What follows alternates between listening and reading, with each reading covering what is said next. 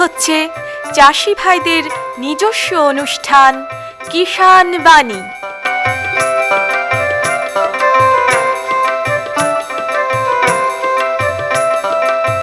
কৃষি, মাছ চাষ, প্রাণী সম্পদ উন্নয়ন, সমবায়, ফল চাষ, কৃষি প্রযুক্তি, পশুপালন, গ্রামোন্নয়ন এ সব কিছু জানতে শুনুন কিষাণ বাণী।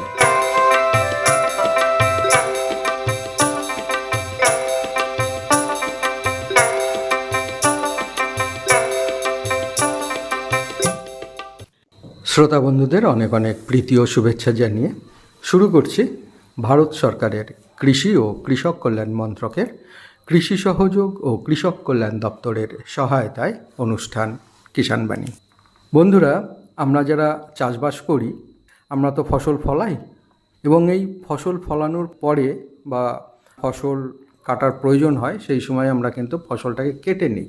এখন যান্ত্রিক যুগে আমরা কিন্তু ফসলের ঠিক যেটুকু ফসল রয়েছে সেই জায়গাটুকু শুধু আমরা কেটে নিই, কিন্তু ফসলের যে বাদবাকি অংশ বা অবশিষ্টাংশ সেটা কিন্তু আমরা জমিতেই পড়ে থাকে।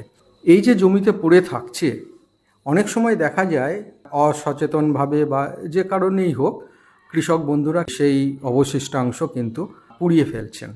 এই যে পোড়াচ্ছেন, এই পোড়ানোর ফলে কিন্তু আমাদের জমির কী ক্ষতি হচ্ছে এটা আমরা কিন্তু জানি না, এবং এর সঙ্গে সঙ্গে শুধু জমির ক্ষতি নয়, এর সঙ্গে সঙ্গে আমাদের পরিবেশেরও কিন্তু একটা ক্ষতি হচ্ছে।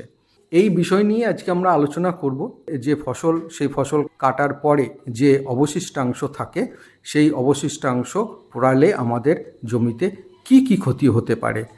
আর এই বিষয়ে আলোচনার জন্য আমরা পেয়েছি সারগাছি রামকৃষ্ণ মিশন আশ্রমে অবস্থিত ধান্যগঙ্গা কৃষি বিজ্ঞান কেন্দ্রের বিষয়বস্তু বিশেষজ্ঞ কৃষি সম্প্রসারণ ডক্টর সমর্পণ চক্রবর্তীকে। সমর্পণবাবু, আপনাকে আকাশবাণী মুর্শিদাবাদের পক্ষ থেকে নমস্কার।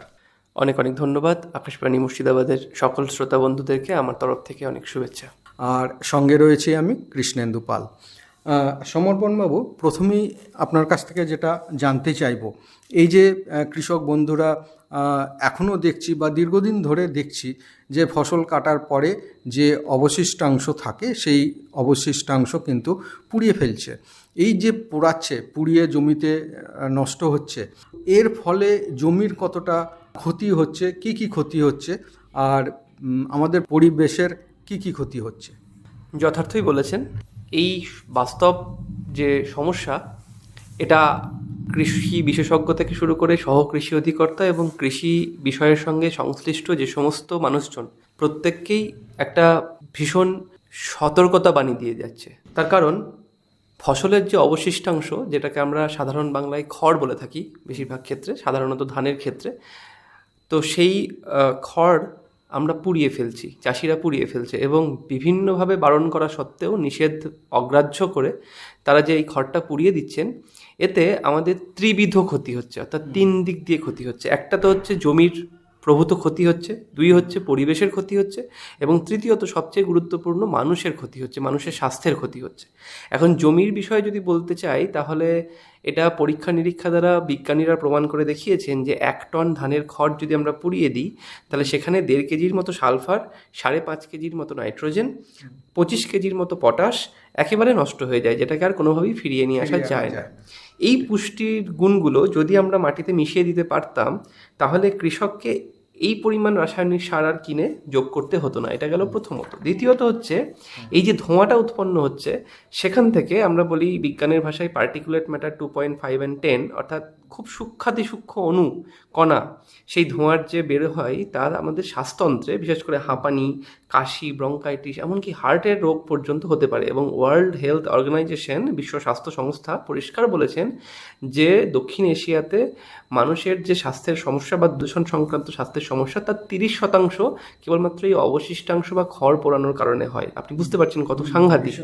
এবং শেষ দিক হচ্ছে মাটির জীববৈচিত্র্য। সেখানে কেঁচো, ছত্রাক, নাইট্রোজেন সংবন্ধ নিবন্ধনকারী বিভিন্ন ব্যাকটেরিয়া সব কিছুই ধ্বংস হয়ে যায়, কারণ ওই পরিমাণ যে টেম্পারেচারটা, আমরা যে তাপমাত্রাটা তৈরি হয় পোড়ানোর ফলে, তারা কিন্তু বাঁচতে পারে না। ফলে পরের বছর জমিটা কিন্তু আরেকটু অনুর্বর হয়ে পড়ে। এভাবে বছরের পর বছর যদি আমরা খড় পোড়াতে থাকি, তাহলে অনুর্বর হতে হতে একদিন একেবারে বন্ধা হয়ে পড়বে। তাই আমরা বলি যে খড় পোড়ানোটা একমাত্র হচ্ছে short term cleaning, but a long term damage. এছাড়াও দেখা যায় যে কৃষক বন্ধুরা এই যে খড়কুটোগুলোকে বর্জ্য পদার্থ হিসেবে মনে করেন, আসলে এইগুলির বৈজ্ঞানিক কতটা গুরুত্ব রয়েছে? একেবারেই। আমরা তো বলি যে এটা বর্জ্য তো নয়ই, বরং খড়কে আমরা ওই দ্বিতীয় ফসল বা সহকারী ফসল যেটা আমরা বলি, সেকেন্ডারি ক্রপ, সেটার মতো করে ব্যবহার করতে পারা যায়। তার কারণ 1 টন ধানের খড় থেকে আমরা প্রায় 400 কেজি কার্বন পেতে পারি, 5 থেকে 6 কেজি নাইট্রোজেন পেতে পারি, 2 থেকে 3 কেজি ফসফরাস পেতে পারি এবং 20 থেকে 25 কেজি পটাশ পেতে পারি। তো এই বিপুল পরিমাণে যে আমরা সেখান থেকে একটা সার পেতে পারি, সেইটাকে আমরা নষ্ট করে ফেলি, সেটাকে আমরা অবহেলা করি। তো না পুড়িয়ে যদি এটাকে জমিতে ফিরিয়ে দেওয়া যায়, তাহলে চাষির খরচটা কমে যায়। শুধু তাই নয়, মাটির যে জৈব কার্বনের স্টক বা আধার, সেইটাকে বজায় রাখতে এই খড়টাকে মাটিতে মিশিয়ে দেওয়া সাংঘাতিকভাবে গুরুত্বপূর্ণ, ভীষণ গুরুত্বপূর্ণ। তার কারণ এই জৈব কার্বন, আপনি জানবেন যে আমরা যারা কৃষি বিষয়ে কাজ করি তারা বারবার বলি জৈব কার্বন যদি ঠিকঠাক বজায় থাকে, তাহলে একদিকে যেমন জমির জল ধারণ ক্ষমতা বজায় থাকবে, মাটির গঠন যথাযথ থাকবে এবং শিকড়ের বিস্তার ভালো হবে। সুতরাং আপনি সহজেই বুঝতে পারছেন যে কৃষককে যদি দীর্ঘমেয়াদীভাবে চাষি থেকে, আমরা যেটা এখন বারবার বলছি সাস্টেনেবল ডেভেলপমেন্ট গোলস, অর্থাৎ সুস্থায়ী কৃষি, তা দীর্ঘদিন ধরে যদি কৃষি থেকে আমাদেরকে লাভ তুলে আনতে হয়, তাহলে আমাদেরকে অবশ্যই এই অভ্যাস থেকে বেরিয়ে আসতে হবে এবং এই অবশিষ্টাংশকে মাটিতে ফিরিয়ে দিতে হবে। পশ্চিমবঙ্গ কৃষি দপ্তরের পক্ষ থেকে এই বিষয়ে কি কোনো নির্দেশনামা রয়েছে? একদমই। ভারত সরকারের পাশাপাশি আমাদের পশ্চিমবঙ্গ সরকারের কৃষি দপ্তরও স্পষ্টভাবে জানিয়ে দিয়েছে যে খোলা মাঠে ফসলের এই অবশিষ্টাংশ বা খড় পোড়ানো একেবারে আইনত নিষিদ্ধ। মানে শুধুমাত্র যে বারণ তাই নয়, একেবারে নিষিদ্ধ। এটা ওই air prevention and control of pollution act 1981 অনুযায়ী একদম ঘোষণা করা হয়েছে যে কৃষকরা যদি নিষেধ অগ্রাহ্য করে এই কাজ করেন, তাহলে তাদেরকে আর্থিক জরিমানা, এমনকি আইনি শাস্তিরও মুখোমুখি হতে পারে। এছাড়া কৃষি দপ্তর পাশাপাশি তারা যাতে করে একটা বিকল্প ব্যবস্থাপনার মধ্যে দিয়ে আসতে পারে, তার জন্য রাষ্ট্রীয় কৃষি বিকাশ যোজনার প্রকল্প অথবা ন্যাশনাল ফুড সিকিউরিটি মিশন, এই যে সমস্ত আমাদের প্রকল্পগুলো আছে, তার আওতায় কৃষকদেরকে বিভিন্ন যন্ত্রপাতি যেমন হ্যাপি সিডার, রোটোভেটার অথবা মালচার অথবা স্ট্র রিসাইক্লার, তো এই ধরনের যে যন্ত্র, সেগুলো ভর্তুকি মূল্যে দিতে চাইছেন। এবং জেলার কৃষি দপ্তর সবসময় এই বিষয়টাকে পর্যবেক্ষণ করছেন, কৃষকদেরকে নিয়মিত সচেতন করছেন, সহ কৃষি অধিকর্তারা এবং আমরা কৃষি বিজ্ঞান কেন্দ্র কাঁধে কাঁধ মিলিয়ে কৃষকদেরকে সবসময় সচেতন করার চেষ্টা করছি। আমাদের বিভিন্ন প্রশিক্ষণের সঙ্গে এই খড় না পোড়ানোর বিষয়টাকে আমরা অন্তর্ভুক্তকরণ করছি। আসলে সরকার, পশ্চিমবঙ্গ সরকার এবং ভারত সরকার যৌথভাবে চাইছে খড়কে বর্জ্য হিসাবে দেখতে বারণ করছেন এবং সম্পদ হিসাবে ব্যবহার করতে বলছেন। যে যন্ত্রগুলোর কথা বললেন, এগুলো কি এই অবশিষ্টাংশকে মাটির সঙ্গে মিশিয়ে ব্যবহার করা যাবে? একদম, ভীষণভাবে। আমি যে সমস্ত যন্ত্রপাতির কথা বললাম, যেমন আমি হ্যাপি সিডার প্রযুক্তির কথা বলছি, তো সেখানে খড়কে সরানো বা পোড়ানো এটা ছাড়াই সরাসরি গম বা ডাল বপন করা যায়। পাঞ্জাব হরিয়ানা থেকে এখন পশ্চিমবঙ্গেও এটি ভীষণ জনপ্রিয় হয়ে উঠছে ধীরে ধীরে। এছাড়া রোটোভেটার বা মালচার, এটাকে খড়টাকে কেটে নিয়ে জমির ভিতরে একেবারে মিশিয়ে দেয়, তাহলে কি হয়, খড়টা দ্রুত পচে গিয়ে জৈব সারে পরিণত হয়। যেটা বলছিলাম যে এর মধ্যে যে সমস্ত পুষ্টিগুণ, সেগুলো সরাসরি মাটিতে ফিরে আসে। এছাড়া আমরা সরাসরি কম্পোস্টিং করতে পারি, যেমন খড়কে গোবর এবং জৈব ইত্যাদি মিশিয়ে সেটাকে পিট কম্পোস্ট বা ভার্মি কম্পোস্ট ইত্যাদি তৈরি করতে পারি। এছাড়া আমরা বায়োগ্যাস তৈরি করতে পারি, কারণ খড় ইত্যাদিতে গ্যাস প্ল্যান্টে দিলে মিথেন তৈরি হয়। সেই মিথেন গ্যাসটাকে কাজে লাগিয়ে আমরা রান্না বা বিদ্যুতের কাজে ব্যবহার করতে পারি। এছাড়া আমরা পশু খাদ্য হিসেবে ব্যবহার করতে পারি, যন্ত্রপাতি ছাড়াও যদি আমরা বলি পশু খাদ্য হিসেবে ব্যবহার করতে পারি, যেখানে ধান এবং গমের যে খড়, সেটা যদি আমরা প্রক্রিয়াজাত করি, তাহলে গরু, মোষ, ভেড়া, ছাগল ইত্যাদিকে আমরা উৎকৃষ্ট একটা খাদ্য দিতে পারবো, সেখানেও পুষ্টিগুণ ভালো থাকে। আর সবচেয়ে বড় কথা হচ্ছে শিল্পক্ষেত্রে কাগজ, বোর্ড, প্যাকেজিং, ছাউনি শিল্প বা মাশরুম শিল্প, এখানে খড়ের একটা অপরিহার্য ব্যবহার আছে। তো সেটাকে যদি আমরা করতে পারি, এইভাবে নানাবিধভাবে আমাদের সরকারি প্রকল্পগুলো খড়কে বিকল্প প্রক্রিয়ায় ব্যবহার করতে সাহায্য করতে বলছে। আর বৈজ্ঞানিকভাবে খড় ব্যবস্থাপনার কি কি আধুনিক উপায় রয়েছে? হ্যাঁ, মানে আধুনিক উপায় বলতে আমরা বলতে পারি যে যেটা বলছিলাম, বহুমুখী আয়ের একটা উৎস। সেখানে পশু খাদ্য হিসেবে বিক্রি করা যেতে পারে। বাজারে এখন 1 কুইন্টাল খড়ের দাম প্রায় 200 থেকে 400 টাকা। এছাড়া যদি আমি মাশরুম চাষের কথা বলি, সেখানে খড় হচ্ছে একদম অপরিহার্য কাঁচামাল, যেটা বলছিলাম। আবার বায়োগ্যাস প্ল্যান্টে আমি যদি খড়টাকে দিই, তাহলে সেই গ্যাসটাকে আমরা বিক্রি করতে পারি। কাগজ শিল্পে খড়ের একটা ব্যাপক ব্যবহার হতে পারে, সেখান থেকে ভালো মানের কাগজ পেতে পারি। তো তাই খড়কে জমিতে মাটিতে মিশিয়ে দিলে মাটির উপকার হতে পারে, অথবা পাশাপাশি বাজারজাত করে আমরা কৃষকদের কাছে একটা অতিরিক্ত অর্থ উপার্জনের পথও খুলে দিতে পারি। তাই কোনোভাবেই কৃষকের খড় পোড়ানোকে আমরা সমর্থন করতে পারি না। তাদের জন্য আমরা বিকল্প বিভিন্ন পদ্ধতি নিয়ে এসেছি। তারা প্রথমে ওই কাস্টম হায়ারিং সেন্টারের মাধ্যমে ওই সমস্ত জিনিসপত্রগুলো কিনতে পারেন, অথবা তিনি এই সমস্ত যে শিল্পগুলোর কথা আমি উল্লেখ করলাম সেই সমস্ত শিল্পে খড়টাকে ব্যবহার করতে পারেন, অথবা তিনি মিশিয়ে দিতে পারেন মাটিতে। এই 3টে পদ্ধতি তার কাছে রয়েছে বিকল্প পন্থা হিসাবে। মানে সব দিক থেকেই লাভ। মানে জমিতে যদি মিশাই তাহলে জমির উর্বরতা বাড়বে, এবার যদি আমি সেটাকে বিক্রি করি তাহলে আমাদের একটা আয় বাড়বে। কৃষক বন্ধুরা, আজকে আমাদের যারা অনুষ্ঠান শুনছেন, বিশেষজ্ঞ হিসেবে সমর্পণবাবু যেটা বললেন যে খড় কিন্তু কোনোভাবেই জমিতে পোড়ানো যাবে না, এটাকে আমাদের বিভিন্নভাবে ব্যবহার করতে হবে। চাষিরা প্রায়ই বলেন যন্ত্রপাতি বা ব্যবস্থা অনেক খরচ সাপেক্ষ, তো তাদের জন্য করণীয় কি আছে? একদমই সরকারি ভাবনা চিন্তার মধ্যে এই বিষয়টা উঠে এসেছে। তার কারণ সরকার যখন এই সমস্ত পরিকল্পনা রূপায়ণ করে, তখন তারা এই যে একদম গ্রাউন্ড লেভেলের যে চিন্তা ভাবনাগুলো বা চাষিদের প্রকৃতপক্ষে কতখানি অসুবিধার সম্মুখীন হতে হয়, সেই সমস্ত গবেষণা কিন্তু করেই তারপর পরিকল্পনাগুলো রূপায়ণ বা বাস্তবায়ন করা হয়। যেমন উদাহরণ দিয়ে বলি, আমি যে এতক্ষণ ধরে হ্যাপি সিডারের কথা বলছিলাম, সেটা কিন্তু কিনতে কয়েক লক্ষ টাকা লাগে। তো সেই পরিমাণ টাকা একটা ক্ষুদ্র বা মাঝারি কৃষকের পক্ষে জোগাড় করা অনেক ক্ষেত্রেই সম্ভব হয়ে ওঠে না। যতই আমরা তাকে পরিবেশ বান্ধব একটা কৃষির কথা বলি বা স্বাস্থ্যের কথা বলি, তাদের কাছে এই অর্থনৈতিক বাধাটা একটা বড় বাধা। সেই জন্য ভাড়াতে প্রতি বিঘা মাত্র কয়েকশো টাকা খরচে যাতে তারা ব্যবহার করতে পারে, তার জন্য সরকার এই কাস্টম হায়ারিং সেন্টার বা CHC এই প্রকল্পটাকে বিভিন্ন সহকৃষি অধিকর্তার দপ্তর থেকে ব্লকে ব্লকে কিন্তু ছড়িয়ে দিয়েছে। আমি এখানে যারা আজকে শ্রোতা বন্ধুরা আছেন, কৃষকেরা আছেন, তারা প্রত্যেকে জানেন যে তাদের যে স্থানীয় সহকৃষি অধিকর্তার সেখানে গেলেই তারা এই কাস্টম হায়ারিং সেন্টারের সম্বন্ধে জানতে পারবেন, যেখান থেকে অল্প খরচে যন্ত্র ভাড়া নিতে পারবেন। এছাড়াও কৃষি বিজ্ঞান কেন্দ্র বা ব্লক কৃষি দপ্তরে কৃষকদেরকে এই সমস্ত যন্ত্রপাতির ব্যাপারে আমরা প্রশিক্ষণও দিয়ে থাকি, যাতে করে তারা সঠিকভাবে যন্ত্রটা ব্যবহার করতে পারেন এবং শিখতে পারেন। তো এছাড়াও সমবায় ভিত্তিতে, যেমন এখন তো ফার্মার্স প্রডিউসার কোম্পানিগুলো রয়েছে, FPC, যেটা সমবায়ের আধুনিকতম সংস্করণ, সেই সমবায় ভিত্তিতে কৃষকেরা চাইলে কয়েকজন মিলে যন্ত্র ভাগাভাগি করে কিনতে পারেন, ব্যবহার করতে পারেন। এছাড়া এখন নাবার্ডের পক্ষ থেকে বা বিভিন্ন ব্যাংকের পক্ষ থেকে এগ্রি ইনফ্রাস্ট্রাকচার ফান্ড AIF বলে একটি লোন দেওয়া হয়। তো সেই লোনটা সরকারের পক্ষ থেকে কৃষকদেরকে অতি অল্প সুদে তাদেরকে দেওয়া হয়, যাতে করে তারা এই ধরনের যন্ত্রপাতিগুলো কিনতে পারেন। তো আমি কৃষকদের কাছে স্বনির্বন্ধ অনুরোধ করব যে আপনারা খড়কে পুড়িয়ে ফেলার পরিবর্তে আপনারা বিভিন্ন প্রকল্পগুলোর সুবিধা নিন এবং নিজে বাঁচুন এবং পরিবেশকে বাঁচান, অপরকে বাঁচতে সাহায্য করুন। খড় বা অবশিষ্টাংশ যেটা রয়েছে, সেটা কি কৃষকদের আয়ের কোনো উৎস হতে পারে? আমরা দু একটা একটু বললাম, বাইরেও যদি কিছু থাকে। একেবারেই আমি কৃষকদেরকে এটাই বলতে চাই যে ত্রিবিধ ক্ষতি খড় পোড়ানোর ফলে হচ্ছে, সেটা জমির, সেটা পরিবেশের এবং মানুষের স্বাস্থ্যের, সেখান থেকে আমি যদি বিরত থাকতে পারি, তাহলে শুধুমাত্র যে আমি পরিবেশকে ক্ষতির হাত থেকে বাঁচাবো তাই নয়, আমার কৃষকের পকেটে বাড়তি 2 পয়সাও আসবে। সেই খড়টাকে যদি আমি কেটে নিয়ে ব্যবহার করতে পারি, আমি যেমনটা বলছিলাম যে 1 কুইন্টাল খড়ের দাম প্রায় 200 থেকে 400 টাকা। তো সেখানে পশু খাদ্য হিসেবে ব্যবহার করার পাশাপাশি যদি আমরা বিভিন্ন শিল্পে দিতে পারি, যেমন মাশরুম শিল্প, স্থানীয় যে শিল্পগুলো হয়, বায়োগ্যাস প্ল্যান্টে যদি দিতে পারি, যদি কাগজ শিল্পে দিতে পারি, এই সমস্ত শিল্পে যদি দিতে পারি, তাহলে আমার যতটুকু জানা আছে তাতে করে হচ্ছে চাহিদার থেকে হয়তো যোগানটা কিছুটা কম হবে। অর্থাৎ চাহিদার কিন্তু কোনো অভাব নেই, অভাব হচ্ছে কেবলমাত্র ওই ব্যবস্থাপনাটার, যেখানে আমরা বলি যে চাহিদার সাথে যোগানের মিলন ক্ষেত্রটাই আমরা বাজার বলি। তো সেই বাজারটা যদি আমরা তৈরি করে দিতে পারি কৃষককে, এবং এর জন্য বলবো কৃষকেরা আমাদের কৃষি বিজ্ঞান কেন্দ্রে আসুন, অথবা সহকৃষি অধিকর্তার করণে গিয়ে জিজ্ঞাসা করুন যে আমি আমার এই খড়টা কীভাবে বিক্রি করতে পারি।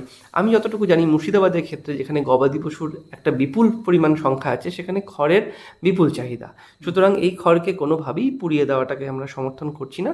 আপনারা যদি সেই খড়টাকে বিকল্প কাজে ব্যবহার করেন অবশ্যই আর্থিকভাবেও লাভবান হবেন। সবশেষে যে প্রশ্নটা আপনার কাছ থেকে জানতে চাইব, চাষিদের জন্য আপনার সার্বিক পরামর্শ কি?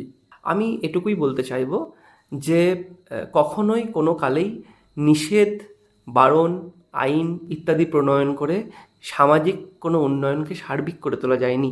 কৃষকদের যদি আত্মিক চেতনার উন্নয়ন ঘটাতে পারি আমরা, বিভিন্ন শুধুমাত্র আলোচনা নয়, কৃষকদের ব্যক্তিগত যে বিবেক চেতনা সেইটার যদি সম্প্রসারণ হয় তবেই আমাদের সমাজের সার্বিক উন্নতি হবে।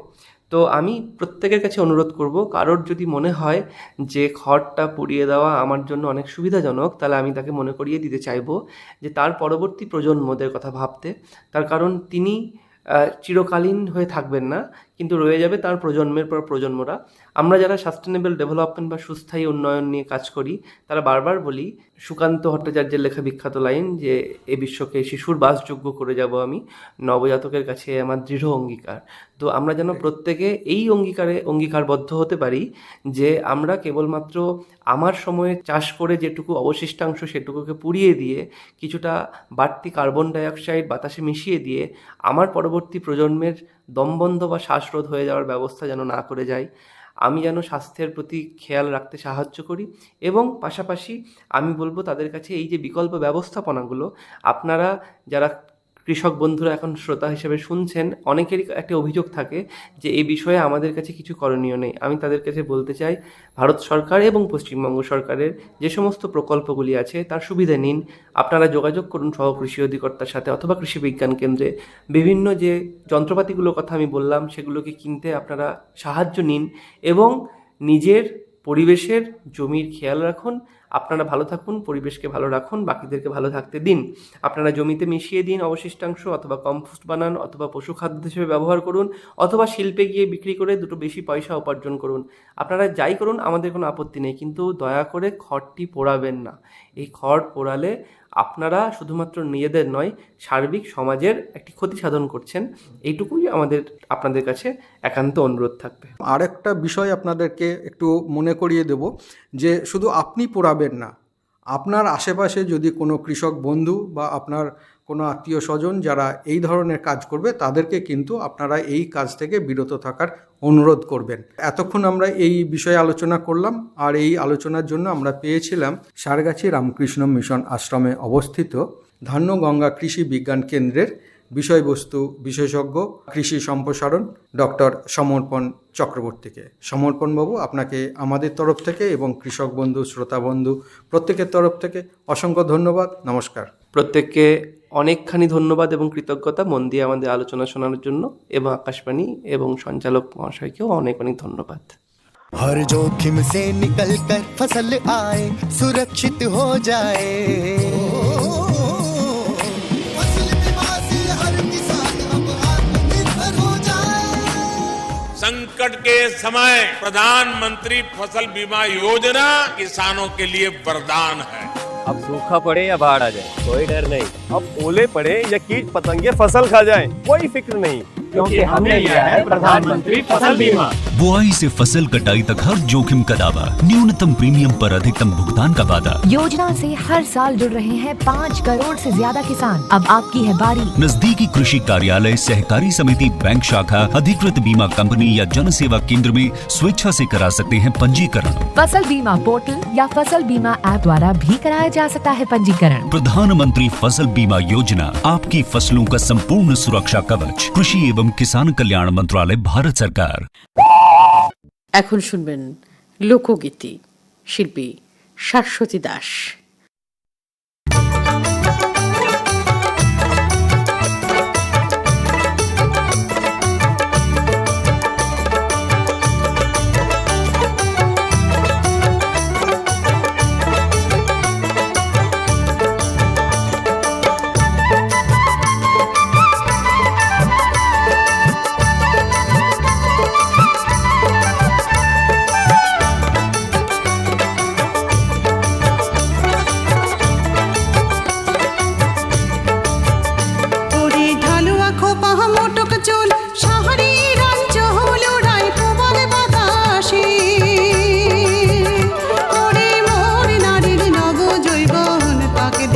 আহি আমর ঢোল খেলায় রে ওরে মোর নারীর নব জৈবন তাকে দেখি আহি আমর ঢোল খেলায় রে ওরে ঢালুয়া খোপা মোটক চল শহরে রাঞ্চ হলো রায় প্রমাণ বাতাসে ওরে মোর নারীর নব জৈবন তাকে দেখি আহি আমর ঢোল খেলায় রে ওরে মোর নারীর নব জৈবন তাকে দেখি আহি আমর ঢোল খেলায় রে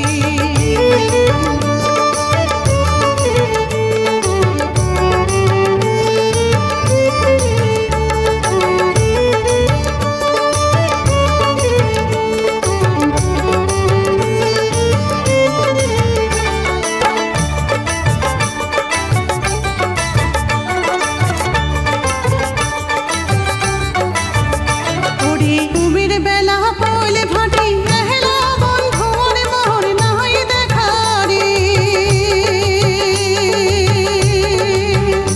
ওরে আলে ছলে পাছনা বাড়ি যায়া দেখুন বন্ধু মোর আশির ধরিছে ওরে আলে ছলে পাছনা বাড়ি যায়া দেখুন বন্ধু মোর আশির ধরিছে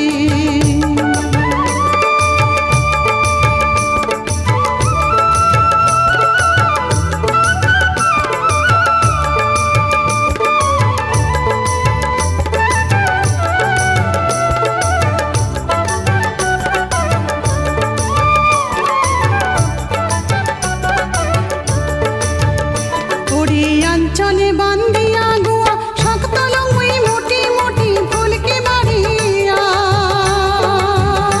ওরে অঞ্চলে বান্দিয়া গুয়া শক্ত লঙ্গুই মোটি মোটি ফুলকে মারিয়া ওরে চোখের ঝলকি ধরি নবরঙের বিস্তরিল মরিদের মাঝে কি বন্ধুক দেখিতে ওরে চোখের ঝলকি ধরি নবরঙের বিস্তরিল মরিদের মাঝে কি বন্ধুক দেখিতে ওরে ঢালুয়া খোপা মোটক চল শহরে রাঞ্চ হলো রায় প্রবাল বাতাসে ওরে মোর নারীর নব জৈবন তাকে দেখি আহি আমর ঢোল খেলায় রে ওরে মোর নারীর নব জৈবন তাকে দেখি আহি আমর ঢোল খেলায় রে লোকগীতি শুনলেন শাশ্বতী দাসের কণ্ঠে।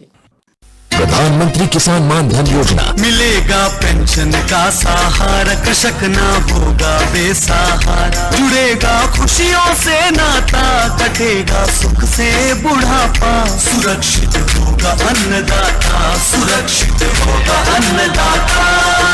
प्रधानमंत्री किसान मान धन योजना से लघु सीमांत किसानों का भविष्य होगा सुरक्षित और 60 वर्ष की आयु से 3,000 रूपए मासिक पेंशन होगी सुनिश्चित। 55 रूपए से 200 रूपए की मासिक किश्त देकर प्रवेश कर सकते हैं। 18 से 40 वर्ष तक के किसान इस अंशदायक योजना में सरकार देगी बराबर का योगदान। सभी किसान भाई बहन इस योजना के लाभ के लिए जन सेवा केंद्र में जाएं। और अपना निःशुल्क नामांकन कराएं। प्रधानमंत्री किसान मान धन योजना अन्नदाता के परिश्रम को संबल पेंशन से सुरक्षित उनका कर। कृषि एवं किसान कल्याण मंत्रालय भारत सरकार द्वारा जनहित में जारी।